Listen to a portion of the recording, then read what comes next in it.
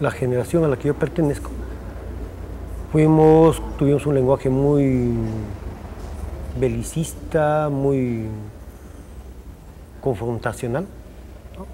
Tenemos que reconocerlo, yo creo que ahí ingresamos todos los de mi generación, que tuvimos algunas virtudes. Nunca pensamos, por ejemplo, en abandonar el país, ¿no? Nuestro sueño era sacrificarnos por el país, ¿no? En cambio, la generación de ustedes es más bien cada uno ver por su propio interés. Sí, de hecho. Además, hay muchísimos factores que contribuyen a esto, ¿no? Por ejemplo, lo que pasó entre los años 80, ¿no? Más o menos en la época en que nacimos, muchos de nosotros, se vio que sinónimo de política era violencia. Dejamos de ver la colectividad y empezamos a ver lo que eran solamente nuestros problemas. Juan y Karen, padre e hija, se educaron en la misma universidad, San Cristóbal de Huamanga. Vivieron dos realidades sociopolíticas muy diferentes, pero a través de los años se ha mantenido un factor en común: el abandono de la educación pública por parte del Estado. Las academias en un año quieren hacer lo que el colegio no pudo hacer en 5. Para mí la educación está pésima aquí en el Perú, ¿no? Los textos que leemos son textos de hace 50 años, de los 50, de los 60. Siempre se piensa que el tema es político y eso trasciende a todo lo que es la educación pública. La educación es mediocre, en eso coincidimos todos. En las décadas del 60 y 70 hubo un proceso de masificación de la educación básica y superior, pues el país se transformaba de un mundo rural a otro urbano. El número de universidades y docentes se multiplicaron sin una estrategia de contenidos educativos y mucho menos inversión pública. El docente pasó de ser un miembro respetado de la clase media a integrar el sector de mayor frustración de la clase popular con una deficiente capacidad académica.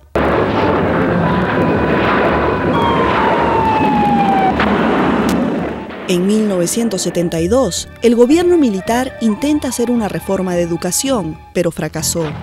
El radicalismo político en el discurso del movimiento universitario se cruza con el incremento de las expectativas de los sectores sociales emergentes y el repliegue del Estado en la inversión pública educativa. ¿Por qué las facultades de educación van a ser un espacio clave para entender a Sendero Luminoso? El maestro es un actor importante para engancharse con la sociedad y sobre todo con los sectores más pobres, rurales o urbanos, ¿no? ¿Qué se ha dicho? Sendero Luminoso, con el cuestionamiento a la dirigencia del SUTEP como estrategia, logró infiltrarse en el gremio y si bien existió un porcentaje mínimo de docentes realmente involucrados, no hubo un deslinde claro y definido por parte del SUTEP y se terminó transmitiendo una imagen de ambigüedad. Es entre medio de algunos profesores que eran esa vez, estaría ahí politizando a los alumnos y de los alumnos tenía que salir a las comunidades y también Sendero haya trabajado en las comunidades de una forma de así casi obligándonos, ¿no? Los profesores que hemos trabajado como en escuela, como en colegio secundaria, hemos sido víctimas de atropellos, castigos, torturas. Prueba de ello, el quien habla ha sido algo 8 veces detenido.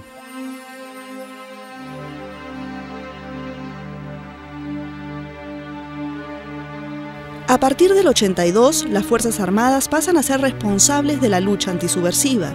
¡Vamos a entregar un oficio! El siguiente año tuvo la cifra más alta de maestros muertos. La represión fue violenta y el abandono de las escuelas rurales por parte de sus profesores y alumnos se generalizó. Porque el ser profesor era un delito en la zona y tal vez también el ser estudiante en la universidad también mucho más delito todavía era, ¿no? Todo el mundo era sospechoso, ¿no? La sobrevivencia docente prácticamente de uno u otro docente es un milagro, ¿no? Porque la Fuerza Armada ha intervenido de una forma demasiadamente asesina, ¿no? Han habido profesores que han sido secuestrados en plena clase y nunca más salieron. Y de los que hemos salido ¿no? prácticamente diezmados psicológicamente, físicamente. En las universidades, el rectorado fracasa en la gestión y Sendero Luminoso logra calar en algunos jóvenes alrededor de demandas como el no pago de la matrícula y la ampliación de raciones en el comedor. Por otro lado, la estrategia del MRTA frente al espacio educativo fue de propaganda político-militar.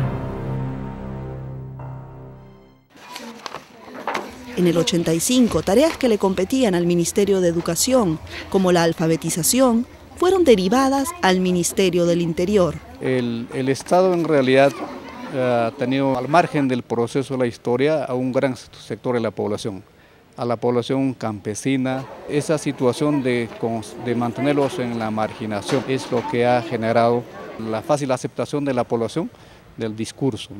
En 1989 se reinstaura por un breve periodo la instrucción premilitar en los colegios. Otra vez el sector educación transfería responsabilidades a las Fuerzas Armadas. Los primeros años de la década del 90 estuvieron definidos por la militarización de la vida universitaria, ubicándolos como objetivo de la lucha contrasubversiva. Se interviene la administración y se instalan bases militares en los campus de las universidades públicas a nivel nacional. Entonces, los alumnos no han podido aprender lo que realmente ocurría, incluso durante la época de la violencia, menos de los sucesos anteriores, por el mismo temor de los profesores a decir la verdad, ¿no? Entonces, eso ha dejado una gran secuela en los profesores, el temor que es una especie de trauma que nos ha dejado la época de la violencia, y en los alumnos la ignorancia de lo que realmente ocurre en el país. La huelga del SUTEP en el 91 fue reprimida con 20 desaparecidos, 15 muertes y 2.000 arrestos registrados. Esta represión desproporcionada fue legalizada a través de 79 decretos legislativos, la mayoría sobre seguridad nacional. Una de las normas más controvertidas fue la Ley de Apología del Terrorismo Docente, con delito de traición a la patria, convirtiéndose en una cacería de brujas hasta el siguiente año, en que se derogó luego de la captura de Abimael Guzmán y el declive de Sendero Luminoso. En esta década, aunque la mayoría de estudiantes replegaron su actividad política con el silencio y la indiferencia, otros salieron a protestar en las calles contra la ley de amnistía del 95 y luego por el retiro injustificado de miembros del Tribunal Constitucional en 1997. Las movilizaciones fueron masivas y pacíficas.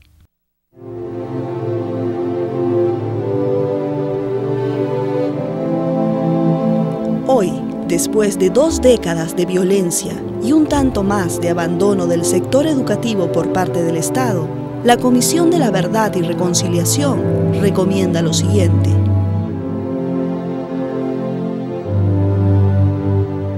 En los textos de secundaria y en la universidad tiene que haber un mensaje por la integración, un mensaje por la convivencia pacífica y por la solidaridad. Tenemos que creer en algo y ese algo tiene que ser un proyecto de nación en el país.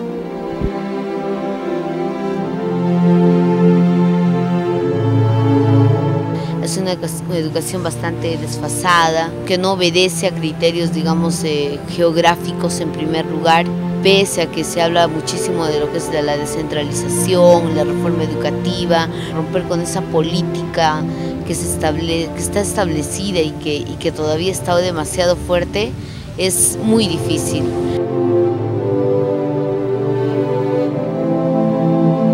La educación universitaria ha dejado de tener un contenido humanista y ha sido un poco más empírico y práctico. Por eso que hay universidades particulares que están formando gerentes para administrar la economía, pero no tiene un contenido humanista, ¿no? Entonces eso le ha atravesado una crisis de contenido fundamentalmente a la educación. Que nuestros hijos no sufran lo que nosotros hemos sufrido, la marginación total, ¿no?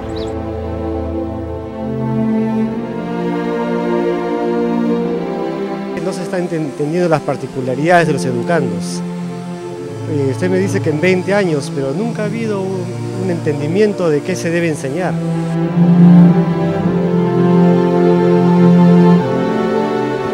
Acá en este salón ya que funciona el 3er grado con 21 alumnos, en lo cual está con techo de teja y un poco de calamina, total con huecos bastante, hay mucha gotera, está también casi por colapsarse. ¿Cuántos alumnos estudian con ese solo libro? Somos 180 alumnos, entonces utilizamos así, aunque sea por horas o en grupos, así utilizamos.